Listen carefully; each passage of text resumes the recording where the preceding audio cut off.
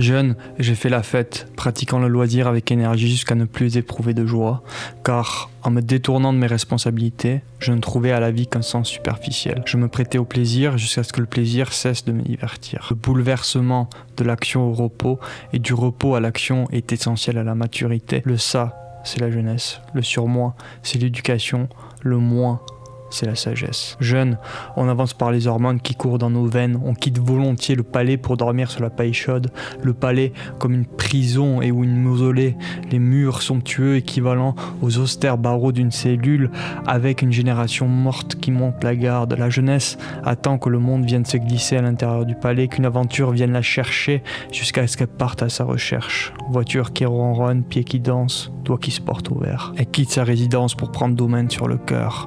L'amour et ou le sexe comme seules orientations, pénis comme des baguettes de sourcier, vagin qui se cadenassent comme des trésors, conquérant sous qui franchit les frontières, c'est l'amour à l'italienne qui va trouver sa dulcinée. Entrant dans la chambre par une fenêtre semi-ouverte, une haleine alcoolisée emplit la pièce, des pas mensongers s'avancent. La jeunesse trouve son sens dans la débauche, dans la nudité des corps, dans le soleil qui les arrose, le pays où le siècle importe peu car on déshabille les femmes qu'elles portent tunique ou pantalon. Jeunesse dorée ou pauvre n'est jamais abattue et elle s'en va bagarrer l'ennui, boire l'inhibition, courir après les événements, vitalité de ce qui vit sans se préoccuper de sa survie. Princière et couronnée d'arrogance, elle marche les chemins boueux, désirant tout et rien à la fois pour crier son identité inexistante. Fumant, buvant et draguant, elle pense avoir de la substance quand son opposition est banale et elle s'escrime à réinventer la vie par des actions typiques. Parce qu'il fume un peu d'herbe, l'enfant devient adolescent et se croit adulte. Attaquant irrévérencieusement la tradition, il chante les insultes pour leur mélodie, épouse inconsciemment les instincts les plus primitifs. Groupes cimentés qui font la fête, qui s'affrontent par et ou pour les mêmes raisons.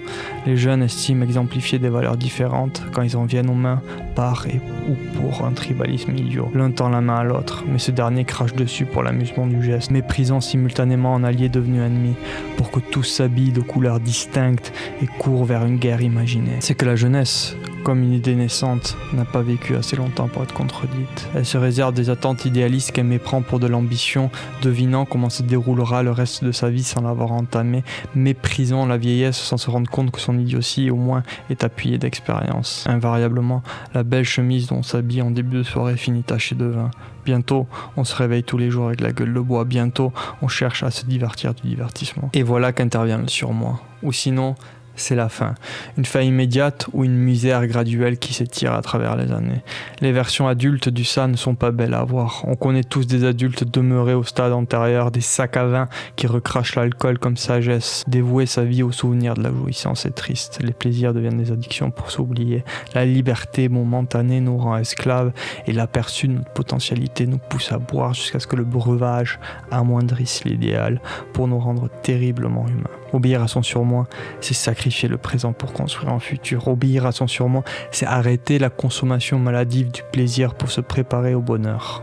Plus fort est le ça, plus il y a d'intérêt à l'allier au surmoi, à l'orienter pour servir un talent. Sinon, on demeure impuissant devant la vie. On prend possession de notre être ou le monde prend possession de nous. Sinon, on associe son identité au trône de fer, au kebab du coin, à nos chansons préférées, parce que c'est ce que l'on aime et consomme. Voilà qui je suis, liste de choses inutiles, vêtements, marques, nourriture, allongée dans un cercueil avec un beau costume. Est-elle triste, la mort, quand elle achève cette misère? Envisager le dernier souffle sert rarement d'inspiration, car peu meurent au milieu d'une réelle conversation, d'un échange de regards qui reconnaît l'autre, d'une vie qui en appelle l'autre. Notre cœur crie dans les ténèbres sans se rendre compte qu'il peut être lumière, car on s'habille de nouveaux vêtements pour changer notre âme.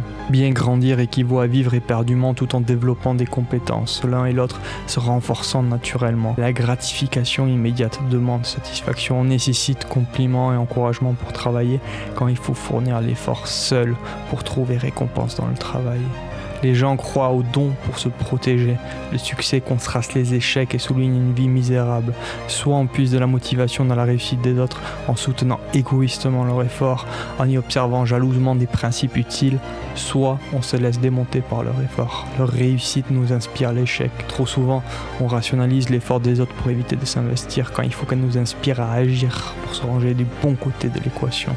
Une réussite exceptionnelle demande une mentalité exceptionnellement focalisée. On oublie la grandeur qui nous appelle quand on se préoccupe de l'ordinaire. S'attarder sur des détails nous empêche de voir le gros plan. Au lieu de se plier devant des ambitions moindres, au lieu de se laisser démonter par ce qui nous manque en s'affairant l'esprit de banalité, précipitons-nous vers des dessins surdimensionnés en travaillant jusqu'à les accomplir.